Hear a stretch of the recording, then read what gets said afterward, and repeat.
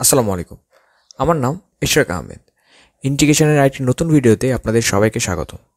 আজ আমরা ইন্টিগ্রেশনের সাবস্টিটিউট মেথডের টাইপ 2 এর আরও 2টি প্রবলেম সলভ করব। তবে চলুন শুরু করা যাক।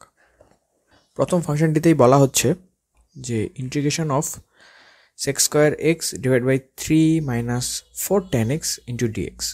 এখানে আমরা দেখতে পাচ্ছি যে লব এবং হর আকারে আছে, এবং হরের ফাংশনটিকে যদি ডিফারেন্সিয়েট করি তাহলে আমরা লবের ফাংশনের একটি পোর্শন অর্থাৎ tan x কে ডিফারেন্সিয়েটের কারণে sec স্কোয়ার এক্স পাওয়া যায়, সুতরাং এই পোর্শনটুকু পাবো।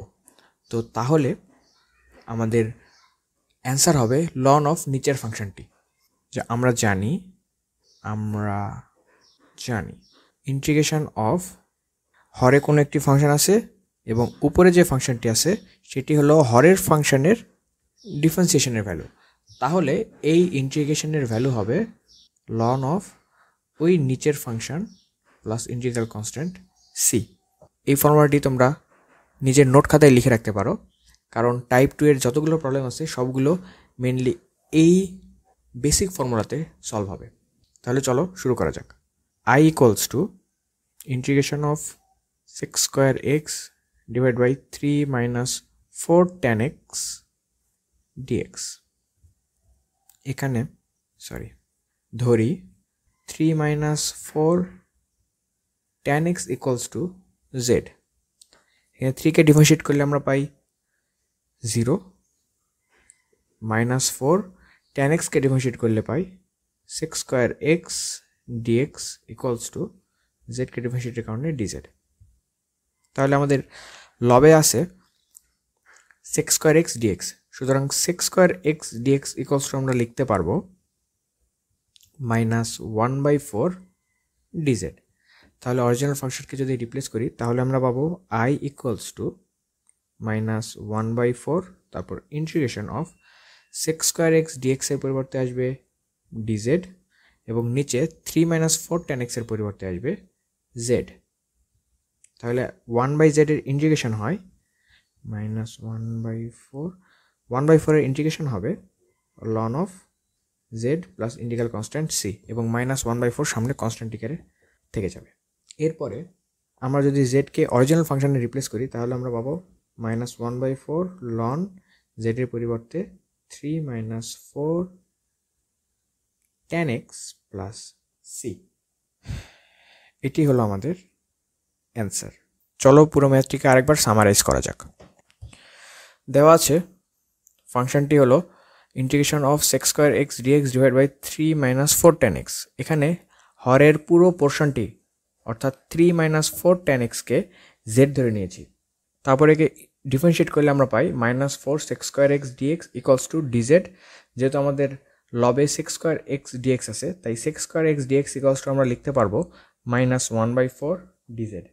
এরপর পুরো ফাংশনটিকে জেড দ্বারা রিপ্লেস করলে আমরা পাই minus 1/4 integration of dz by z. এখানে 1/zকে ইন্টিগ্রেশনের ফলে আমরা পাই লন জেড প্লাস সি। তারপরে জেডকে যদি রিপ্লেস করে দিই অরিজিনাল ফাংশন দ্বারা তাহলে আমরা পাবো 3 minus 4 tan x plus C. এখন চলো পরের প্রবলেমটিতে আগানো যাক।